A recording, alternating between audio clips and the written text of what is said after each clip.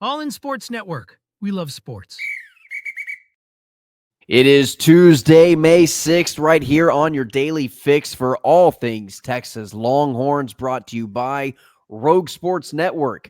I'm Tanner Carlson. That is Jake Jimerson. This is your daily fix for all things Texas Longhorns, all in horns. And on today's episode, a little bit of recruiting news for the Texas Longhorns at the quarterback position, a little bit of excitement there. And then Jake and I, we're going to continue the football conversation as to what are the news stories that we want to hear going into fall come week one, Texas, Ohio State, leading up to the big game when week one. What are going to be some of the biggest storylines that we heard coming out of summer camp, and what we're hoping to hear from this roster and some of the projections of some standout players. And so that's where this conversation is going to go for today. We're going to aim maybe 15, 20 minutes. When Jake and I start talking Texas Longhorn football, we're always liable to go a little bit over. All right. So just giving you a fair warning right there. But please like, share, and subscribe to the channel. We release these episodes on a daily basis. We release these episodes at 12 noon, Monday through Friday. And then come football season, we'll have an immediate reaction episode on Saturdays as well. So if you're new to the channel, that's kind of have the setup of how this works. But yesterday we discussed in detail baseball, softball, weekend, and then going into SEC tournament and upcoming series. We're going to take a little bit of a break in the action of baseball, softball talk a little football for you. And Jake, tell us a little bit about this quarterback news that we've got coming out. Yeah, it's kind of a surprise to some people. I honestly wasn't too shocked bringing in kind of an experienced guy, and Matthew Caldwell out of Troy. He finished with 1,600 yards last year. 13 touchdowns, eight interceptions on 223 attempts. Nothing crazy. I think Sarkisian just wanted to bring in someone who had some game experience to at least compete for that, second or third quarterback spot, to kind of throw in a wrench for Trey Owens and Lacey, who obviously do not have any game experience, and just kind of throw in more competition there. This obviously has nothing to do with Arch. I don't think anyone thinks that, other than maybe some other fan bases that just want to stir the pot. But yeah, obviously this is just brought in as a depth piece to kind of compete. I don't think saw some people, Texas fans, freaking out thinking maybe this means Trey Owens and Lacey weren't looking that good. You got to trust what inside reports are saying, and there isn't really worry about Owens and Lacey not looking like a starting caliber quarterback. It's just more of iron sharpens iron to me, and Sarkisian's always going to look to make the team better. Jake, there have been guys that have come in on positions where people are like, well, Texas doesn't need any more wide receivers. Why do they keep getting wide receivers? Texas doesn't need any more running backs. They keep getting running backs. In college football, I don't think you can ever be too talented. Yeah, what happened last fall camp? Oh, we're so loaded at running back. Don't need. And then 2 weeks in, it's like bubble wrap the running backs. We're out of running backs. Yep. And things can change real quickly when a couple guys get injured. And not having a Baxter or a Clark or did hurt Texas last year. Come playoff time. No shot against Wisner, who's a really good running back, but Ohio State had a clear advantage at the running back position in that game, for instance. And so, Sarkisian's just always going to look to make the roster better if there is a chance to do so. And throwing in some competition with two guys who've never played on the field is not a bad thing. It keeps them going, keeps them hungry. And it may give you your best option if he turns out to be. I don't think he will be. I think Owens or Lacey will win the second spot, but that'll be another storyline to watch come fall camp. Kind of an underrated storyline in a way, is who's going to be that second quarterback. Because guess what? Every single year under Sarkisian, the second quarterback has had to play every single year. And that's not all just Quinn. First year, Quinn wasn't there. Obviously, the rest of the years, Quinn has been there, but that second quarterback has had to play every single season. And that's a pretty common thing in college football, it feels like. And so it's a good thing to have plenty of competition. And even if you're playing the first quarter of your schedule, And, you've got the UTSAs, you've got the Rices, you've got, the UL Monroes of the world that you're going up against. Yeah, your backups are going to probably get some minutes and some PT. And so you need those guys to be ready to step in whenever they are called upon. The quarterback room right now, as it stands, looks like this. Arch Manning as QB1. Then you've got competing for QB2 is KJ Lacey, the freshman coming out of Alabama, who set multiple state high school records there in Alabama, coming in, along with competing for the redshirt freshman Trey Owens, who you and we both really liked. He got a couple of reps very early on in the season last year. I believe it was against maybe not UL Monroe. I'm thinking of Colorado State, maybe, where he came in and maybe had a couple of reps towards the end of the game, maybe a UTSA, if I'm not mistaken, as well. We like what we saw from him. That doesn't necessarily mean he's going to be QB2 going into this year because, like I said, KJ Lacey is right behind him on his heels. I know Jake, you and we don't get access to practice. We don't know what these guys look like. Just from your own gut feeling, how you feel about these two guys, who would you like to see as QB2 and who do you think is going to win QB2? I mean, I won't be mad if I see KJ Lacey as the second string, to be clear, because I think he could be a really special player. But I think Trey Owens will be the second quarterback. And I think I'd probably like to see Owens be the quarterback just because if Lacey wins that job as a kind of true freshman coming in, that tells me maybe Owens hasn't progressed as much. He's kind of stayed the same level from last year. And I know the coaches were really high on him last year and talking about him behind the scenes being a guy they expect to be a starter someday. And I think Owens kind of gets forgot about because Lacey's a little bit more of a shiny prize to come in. And then you have one of the top two quarterbacks at worst, top two, one on some sites, two on others, coming in also in this current recruiting class, 2026, DFL, who's a 5-star. That quarterback class is going to be just a nasty competition when Arch is gone in a couple of years. But I think I would like to hear Trey Owens wins the job, but it being close, just because that tells me Lacey is living up to the hype, but also Owens is fending him off. That extra year in the program is paying off because you feel like if Owens can't win the QB2 job, he's probably transferring at the end of the year. So that's also part of it for me. Yeah, no, I completely agree. I'd like to see Trey Owens, but if it's KJ Lacey, Jake, I'm actually really excited to see him hit the field as well. Think of kind of like a Kyler Murray stature. He's 6 foot, not your prototypical Steve Sarkisian quarterback. When you think of Steve Sarkisian offenses and what those quarterbacks look like, he doesn't really fit that typical mold. Not like an Arch Manning who's 6'4", not like a Trey Owens who's a 6'5", Quinn Ewers who is 6'3". So a much shorter quarterback, kind of a more squirrely. Like I said, think of a Kyler Murray type guy. But again, a guy who is uber talented and just oozes skill with extending play, arm strength, arm talent. So he'll be very excited. And then, like you said, Diabell in a couple of years will be very exciting to watch as well, take the field for the Longhorns at some point in his Longhorn career. In terms of projected storylines, Jake, projected position groups, when we are about a week or two out from Texas, Ohio State, week 1, traveling to Columbus, we're approaching fall. Butterflies out the wazoo, getting ready for football season. What are some storylines that you're hoping you're hearing coming out from summer training camp, from all the workouts leading up to that moment of getting into week 1? What are some names, positions, storylines that you're hoping to hear out of? I'm hoping to, mine, I'm going to keep mine to my bread and butter, which I do think it is a fair thing for this year, especially, is the line of scrimmage. I want to hear that Alex January's looking like he's going to be that next, top 2-3 round pick, that has been developed at Texas. Hear that the defensive line has depth and bodies to send out there, and to not really see much of a drop off and play at the defensive tackle position. It doesn't need to be a dominant position.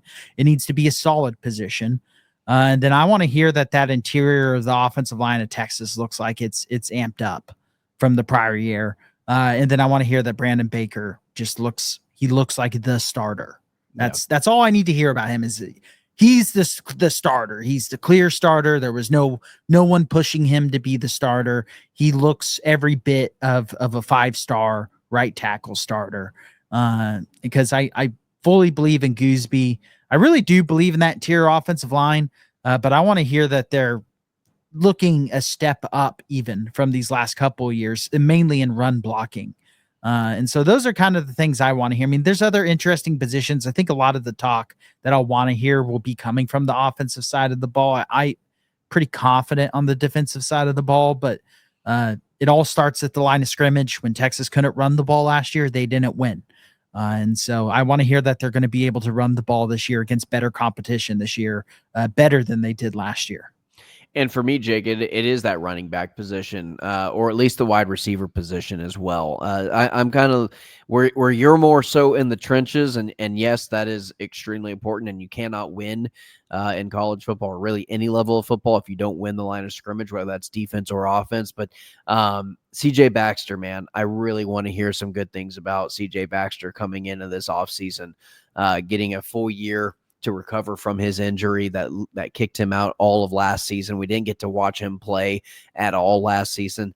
And so I really want to hear his health is doing good. First and foremost, that he's looking healthy, looking like the old running back, the old CJ Baxter that we knew his freshman year when he was spelling out Jonathan Brooks and really taking over the offense after Jonathan Brooks was injured last year. And then what that dynamic looks like between Baxter and Trey Wisner at the running back position. Who is there going to be a clear-cut number one running back going into week one? Is it going to be by a committee? Is it going to be Christian Clark? Is it going to be Gibson also stepping in and getting some reps? What are we going to know about this running back group where I feel like we have some answers and we kind of have a vague idea on all of them, but we don't really have any clear-cut answer on any of them, if that makes sense. Yeah, I mean, I think we have a good idea who Wisner is at this point, but can he go up another notch? I still think from what I heard, he still looked like RB1 in the spring, despite all that hype around Gibson early on. At the end of the day, people were saying Wisner still looked like RB1 at the end, but looked better than he did this past year. But with that running back position, I think what I'd want to hear is they have a clear dominant number one, or maybe they have two clear dominant. I mean, like earlier round picks, top 3 round, 4 round for the running back position picks in that running back room that are going to carry the rock. And if you combine that with what I want to hear with that offensive line getting moving and run blocking, if Texas can run the ball like that with Arch Manning's play action ability and that deep ball ability, that's going to make Texas a very scary offense to go against. But it's all going to be, to me, Texas's success on offense next year, despite all the hype around Arch. I think it will come down to, can they run the ball effectively? Mainly, and I know they'll run the ball effectively against lesser competition, but are they going to be able to run the ball more effectively? You're never going to run the ball great against Georgia or in Ohio State necessarily, but can they run the ball more effectively than they did this past year? Because if they do, that at least sets up some form of play action that makes them respect it. And it completely changes how your offense can play the game against those more elite defenses. Jake, if you were the running back coach that got hired after Tashard Choice, and you were gifted the amount of talent that Texas has at running back, how do you think you would rotate these guys? Like, that's, to me, that's tough. And I know a lot of it is schematically, but I do think Wisner probably starts off day one as RB1. And then you kind of rotate Baxter kind of back into the mix after missing a full year. You don't want to really push him back 100% right from the get-go. But it would be hard for me to keep Baxter if he's any type of relevance of what he was previously pre-injury. And then, you also have these young guys where Christian Clark, you didn't get to see him in any real game time action. So you're kind of curious, just what can he do? So probably trying to figure out, trying to get him out on the field eventually, maybe not against Ohio State week 1, but at least getting him out there eventually. And Jarrett Gibson, I mean, this dude's a stud. He is going to be a solid running back at some point.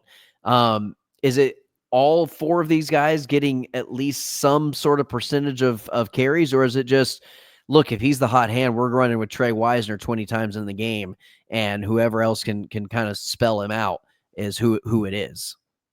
I think it is going to be a field out process early on in the season. It's going to be kind of giving each of the guys their chances. And then if you get a consistent hot hand, maybe sticking with that. But they have so much depth at that running back position. Now, again, whether any of that is just that elite top tier running back, that's what we don't know. What we do know is they have a lot of bodies that are really talented. And that is going to breed quite the competition. I think the running back competition is going to be the most cutthroat competition as far as just the amount of depth there is, the amount of the guys that are truly competing for a running back one position. Christian Clark, Jarrett Gibson, Wisner, CJ Baxter, at least 4 guys. Yep. And I may be forgetting a name, but at least 4 guys that are going to be competing. I mean, for that RB1. If you want to dive into the true freshmen and the recruiting class, but I don't know if they have a chance at RB1. Not at RB1, maybe at getting some snaps, but sure. As far as that RB1 competition goes, I mean, I think they'll want to figure it out come conference play. But at the same time, I think early in the season, they're going to rotate guys because they don't want to have what happened last year. Granted, that happened in camp, but they did have their running backs get banged up early in the season as well because they were having to do a shorter rotation because they were so limited at the position. This year, if they can go into the regular season healthy, I think you're going to see a lot of guys get carries and, maybe different situations. Gibson be a short yardage guy. Christian Clark be kind of your home run type guy. Wisner maybe being more of an every down type guy. And then, CJ Baxter is all just going to depend on how's his health and how's he looking. Right. But he could be an every down running back type guy as well. And so I'm really excited to see how the running back position shakes up. I'm really excited to see how this running game shakes up because I think Sarkisian is going to be really determined this offseason to figure out a way to have more success running the football. Because despite the fact that they technically did have a ton of success running the football last year, I think Sarkisian, I think most fans would agree, when they needed it the most against some of those those teams you're going to have to beat to win a national championship, they were not able to get enough done running the football. Georgia, Ohio State, you name it. Both Georgia games and Ohio State are the ones, and even Arizona State. They did not run the ball good against Arizona State. That was the Quinn put the team on his back game, right? Because the running game was not good against Arizona State. No, I completely agree. All right, Jake, in terms of the defensive side of the ball, we've talked a lot on the offense, and I know the big storyline on the defensive side is defensive tackles and that defensive line. But, when it comes to corner, safety, linebacker, the linebacker position to me kind of jumps out in terms of the rotation and also edge, just because there is so much talent at those positions. It's kind of like the running back situation for me is who's going to come out as the cream of the crop and getting the majority of the carry or the majority of the reps. And then who's also going to kind of just be in that rotation in certain package, situational, pass rushing situations, those types of things when it comes to linebacker and the edge position on defense. Yeah, I think Trey Moore's kind of a key piece to that conversation because I know that he wants to play some off-ball linebacker. I know they've been working him in at that. And so kind of seeing what Trey Moore's going to be this year. He's going to be a little bit of a hybrid. Is he going to be in that rotation? I think linebacker feels kind of solidified to me as far as it being Anthony Hill is that dude. And then Leona LaFau is going to be your other one getting the next most play time. But does Trey Moore kind of cut into some of LaFau's play time? I would find that hard to believe just because I think LaFau had a really good year, and I think he's only going to get better. And I think a guy like very high on him. I think, you get some of these guys who have been kind of camp names over the last year or two, really start to kind of get their opportunity on the field in real game reps. Yeah, I think they'll have more depth to rotate at linebacker, but I'll tell you the position as far as to me that I am most interested to see work out on the defense, other than just, the defensive tackle is kind of different because you want to hear that they have depth rotation to come in. Who's going to be the star? Who's going to win that star position? Is it going to be a Wardell Mack? Is it going to be a Jelani McDonald who ends up playing the star position over the safety? Yeah. Is Gilbo truly going to stay at corner? Is he really looking like, that next kind of Jade Barron, not necessarily winning the Thorpe Award and doing what Barron did, but is he just that solidified starting corner along with Muhammad?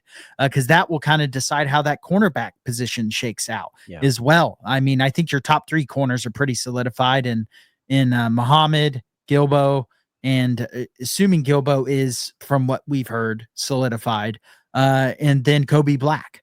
And so what's going to happen at that star position? Because that seems to be one they're still really filling out. There's a lot of names that have been thrown around that are getting chances there. And so who's going to win that position? Because that's a pretty important position for this defense. And so I'm curious to see how that works out, because Barron had it solidified before, then Gilbo had it. And then they just keep moving the corner because they're like, oh, that's their best position. And now we need that. And so who's going to win that star position? And then I think that'll kind of solidify out that secondary. But whoever wins it, I trust that is going to be really good, because they do have so much talent to try out for that spot. There's going to be high competition. And that's kind of the exciting thing, is the positions we're not as sure about. There seems to be a lot of competition for, as far as the amount of talent that is competing for that spot. All right, Jake, that is going to do it for today's episode. Let's go ahead and wrap this thing up, put a bow on it, and let everybody know to like, share, and subscribe to the channel. And we appreciate all the support and all the engagement that you do give us on a daily basis right here on All In Horns, your daily fix for all things Texas Longhorns. That's Jake Jimerson. I'm Tanner Carlson. You see our X handles, the Everything app. Everything happens on X. Give us a follow. We would love to interact with you as well. Continue this conversation on the social media webs. But for Jake Jimerson, I'm Tanner Carlson. As always, ladies and gentlemen, hook 'em. All in Sports Network. We love sports.